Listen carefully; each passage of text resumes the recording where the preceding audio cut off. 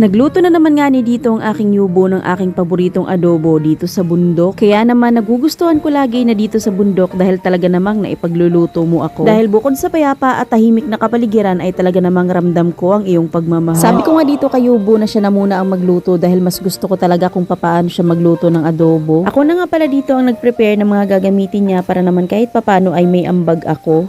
Itong manok na ito ay nung nakaraan pa, nakailang halbos na nga ako dito para kahit papano ay hindi naman ito masira. Sa mga hindi po nakakaintindi ng halbos, ang ibig pong sabihin nito ay papakuluan nga sa tubig. Sa mga nag-aabang nga pala ng aking recipe ng aking labog na apritada ay abangan nyo laang po, antabayanan nyo na laang.